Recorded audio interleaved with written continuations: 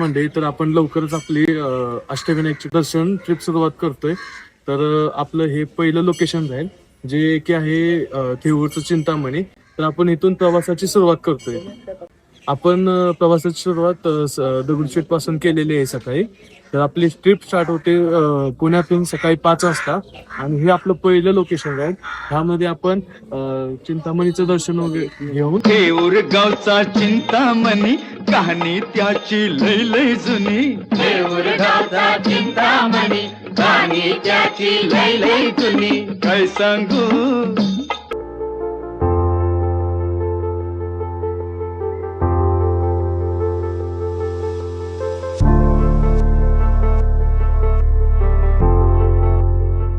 आज आपण आलेलो आहे आपल्या दुसऱ्या लोकेशनला, जे आहे मोरगाव मध्ये मयुरेश्वर मंदिर. हे आपलं अष्टविनायक दर्शन ट्रिपचं सेकंड लोकेशन आहे. यामध्ये आपण इथं तुम्ही बघू शकता मयुरेश्वर मंदिर आहे मोरगावचं.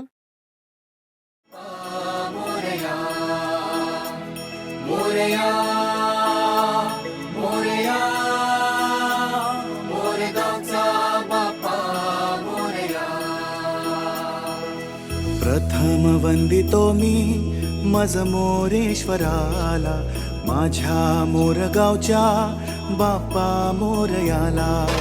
गातो मी गुणगान हात जोडून तयाला माझ्या. नमस्कार मंडळी, तुम्ही माझ्या पाठीमागे मोरगावचं मयुरेश्वर मंदिर.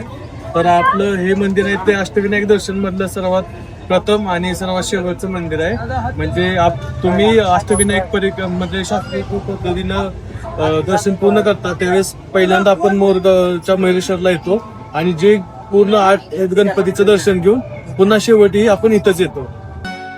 सिद्ध टेकी जाऊ चला, सिद्ध टेकी जाऊ, भीमा तिरी चला, सिद्धी विनायक पाहू. तर नमस्कार मंडळी, आज आपला अष्टविनायक दर्शनचा पहिला दिवस आणि आज आपण तिसऱ्या अष्टविनायक मंदिराकडे आलेलो आहे. तर हे आहे सिद्धिविनायक मंदिर सिद्धटेकचं.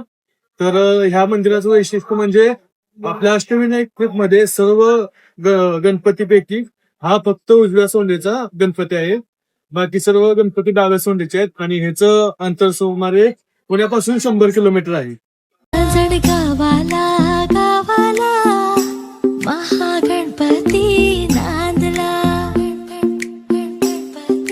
नमस्कार मंडळी, तर तुम्ही आज आपल्या अष्टविनायक दर्शनच्या पहिला दिवस चालू आहे. तर हा अष्टविनायक मधला 4था गणपती आहे जो की पुण्यापासून 50 किलोमीटर दूरावर आहे.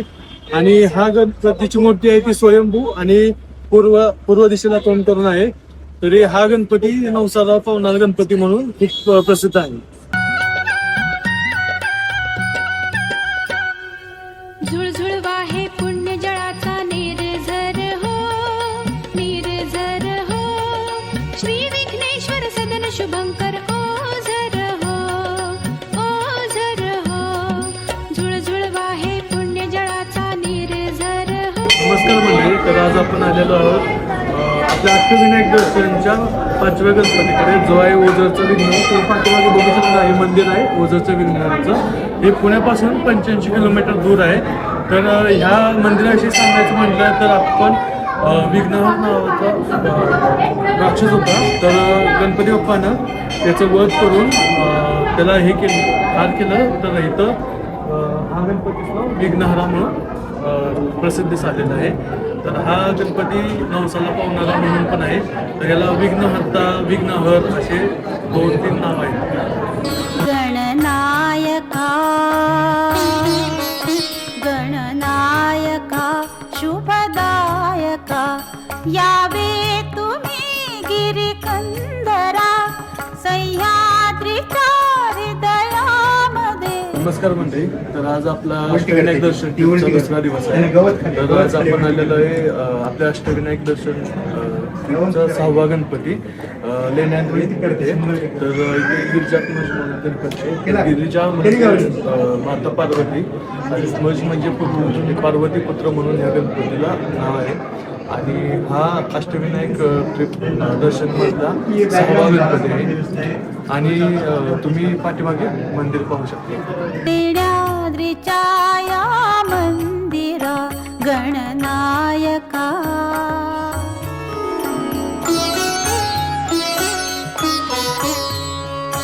शिवनेरीच्या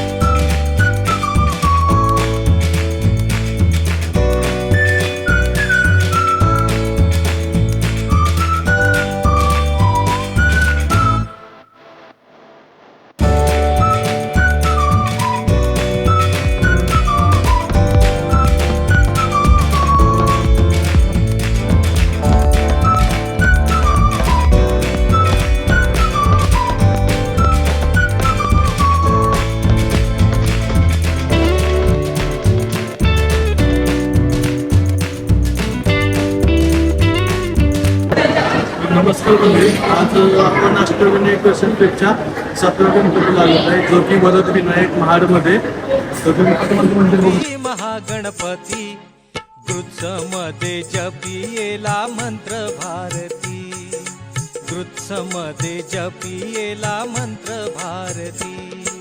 नमस्कार मंडळी. आज आपण आलेलो आहे अष्टविनायक ट्रिपच्या आपला 8वा गणपती श्री बल्लाळेश्वर पाली येथे.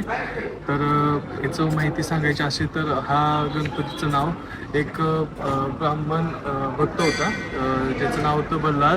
त्याच्या नावावरून बल्लाळेश्वर असं नाव पडलेलं आहे. आणि हे किल्ला सरसगडच्या पायथ्याशी बसलेलं मंदिर आहे.